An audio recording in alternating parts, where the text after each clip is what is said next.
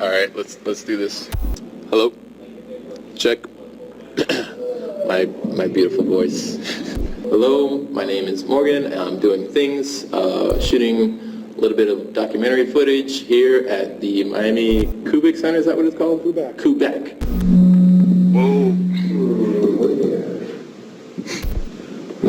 This one's on, this one's not. Okay, hold on.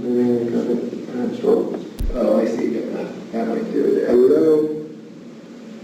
I returned and saw under the sun that the race is not to the swift, nor the battle to the strong, neither yet bread to the wise, nor yet favor to men of understanding, but time and chance happeneth to them all. Ecclesiastes 9:11.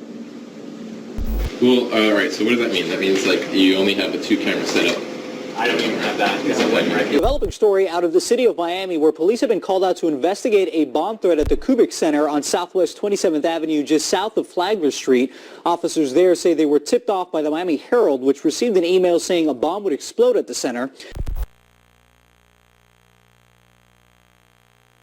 I guess, according to the tech people, we're live. Welcome to Airplay. My name is Michael Koretsky. I'm a national board member with the Society of Professional Journalists. Airplay is really a series of 3 debates. The first is the shortest, and it's right now. In the afternoon, this is my little tease, we're going to dive into that topic. For now, I want to talk about, is the gaming press ethical? Games media has long had a problem with corruption and ethical issues. Joining us today are Mario and Luigi. We're going to learn some inside tricks to Super Mario Bros. 3, but first, this commercial break. Going back to the early days of video games journalism, games magazines such as Nintendo Power were owned and operated by games companies themselves. This was, of course, fairly obvious. What you read in those magazines could be taken with a grain of salt, in the upfront knowledge that it would be hideously biased. Things were not yet as serious. As always, we've got the up-to-the-minute news you're waiting for, and we get it from the #1 source in gamer goodies, GamePro magazine. Magazines, back when these kind of things were in print, were either glorified catalogues for their parent company or enthusiast press, not dissimilar to any other niche interest hobby.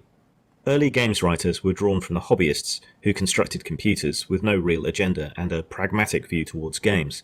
Did they work? Were the graphics good? Did they show something cool that the computer could do? Were they fun?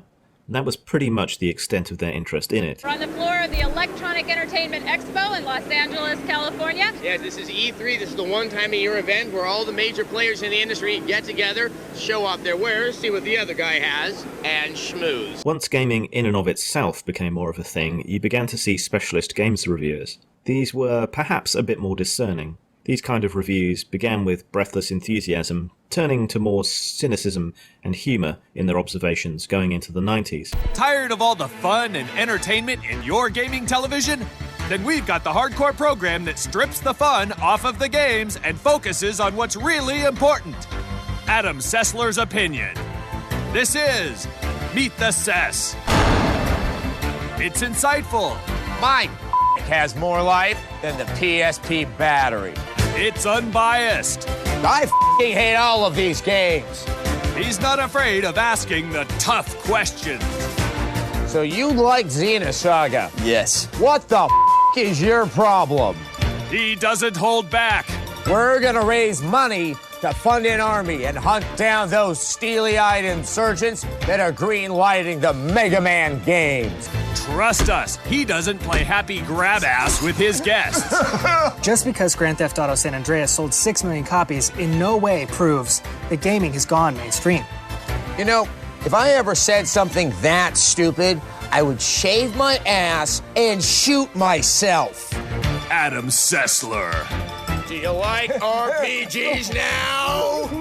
Meet the Cess. If I cared about your opinion, you'd have a television show.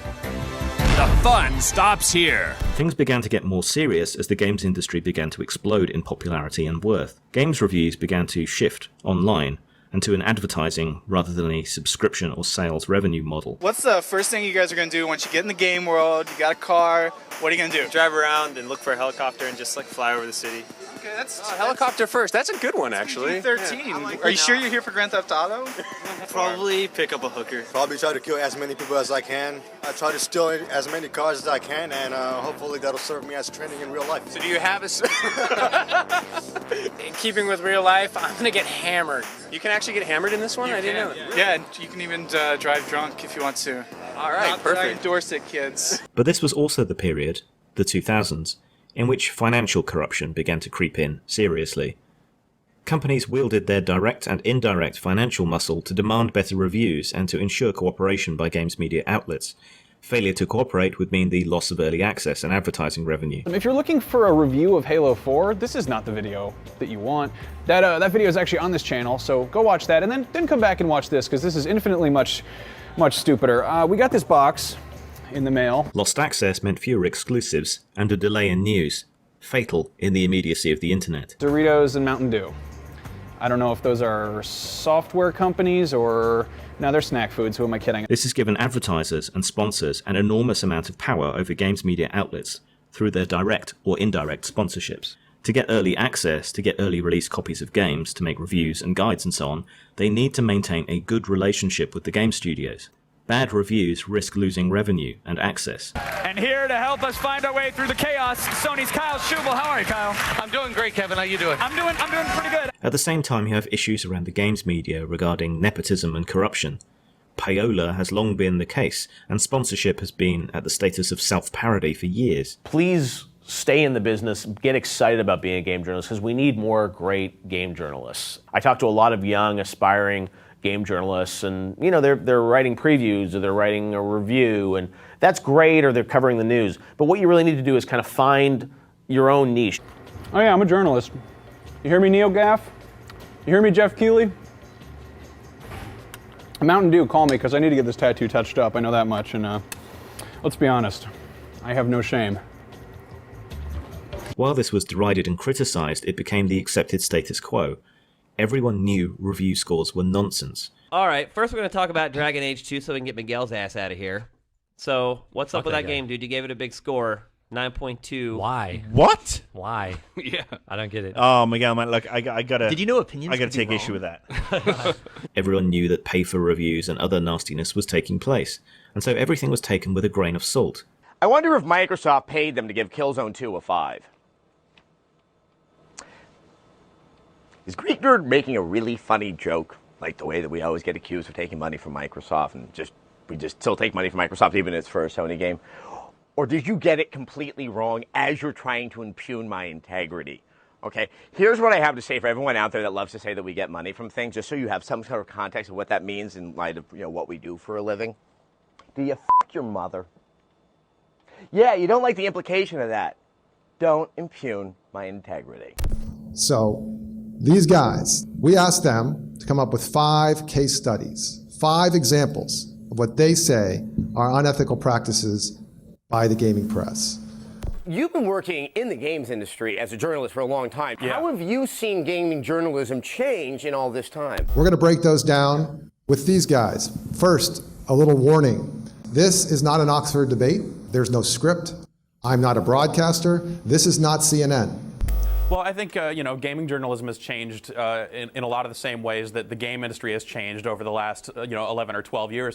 We're just having a conversation here. So our goal with this is threefold. First, we're going to find out from these guys who are ethics experts if it's even a violation at all. It's become a much bigger business all around. There's a lot more money at stake. So as a result, everything's gotten a little more corporate. Everyone's a little more careful. Second, if it is a violation, is it a high crime or just a misdemeanor? The kind of freewheeling days of pre-E3 crazy debauchery out in this tent out at CES and all this stuff, all that stuff's long gone, and the suits have kind of taken over. Third, we want to have enough time at the end so that we can talk about how to fix things, how to make a good gaming press better or a bad gaming press good, depending on your outlook on life. I can do it super duper fast. I don't believe you. I bet you gonna dare me? You gonna challenge me? Okay. I double dog dare. Okay. A higher profile example of the same problem came with Gerstmann Gate. Mr. Kane, what? I need you to cover your head. What did you say? Just cover your head now! Jeff Gerstmann had reviewed Kane and Lynch a 6.0 for GameSpot. Kane and Lynch Dead Men is an ugly, ugly game.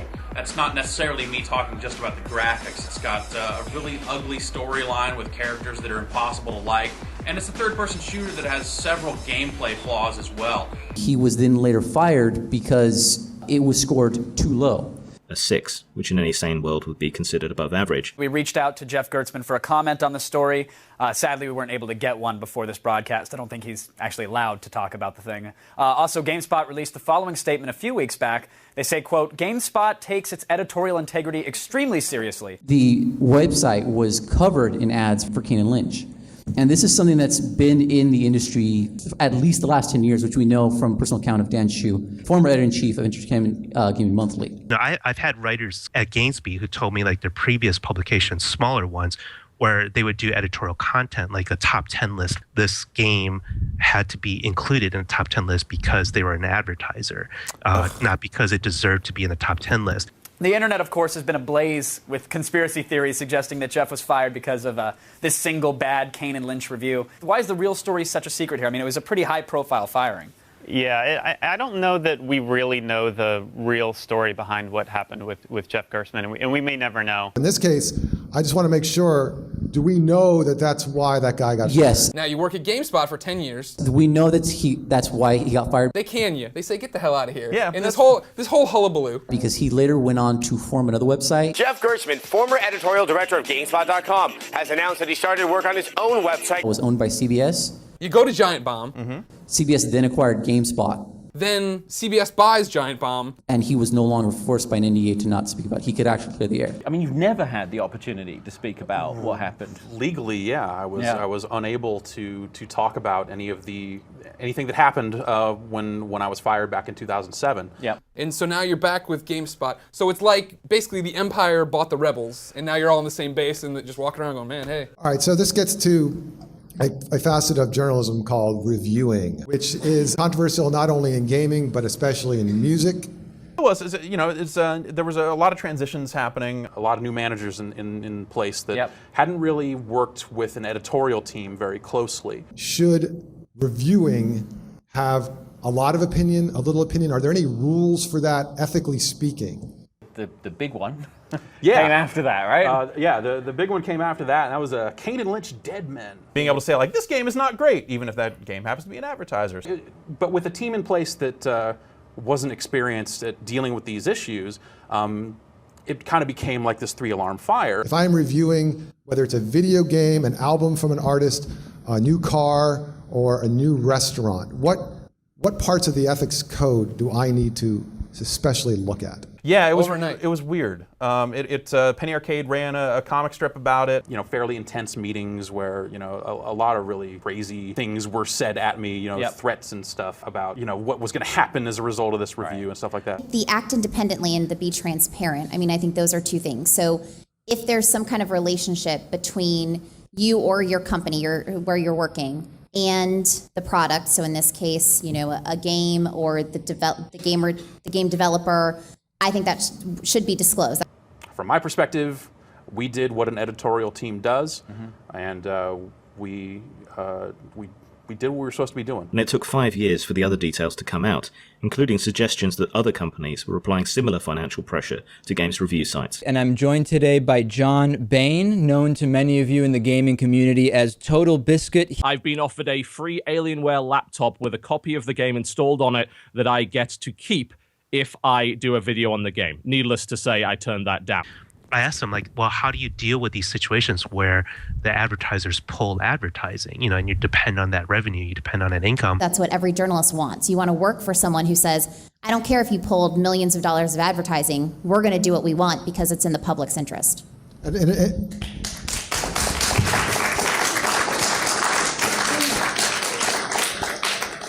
And he said, you know what?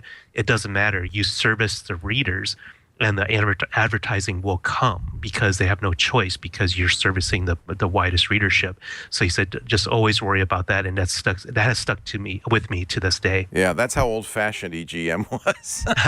These problems have led a lot of gamers to an exodus away from the larger game sites.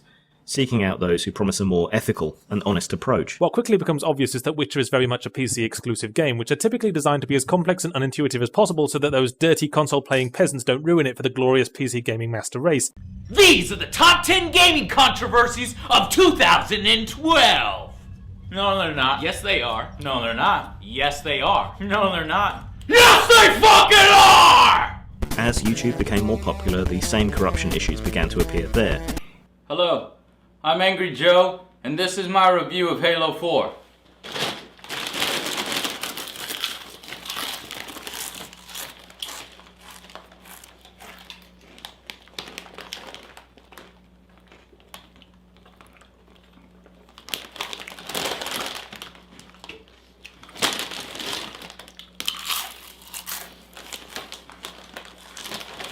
It's a good game, and I got plenty of bonus XP.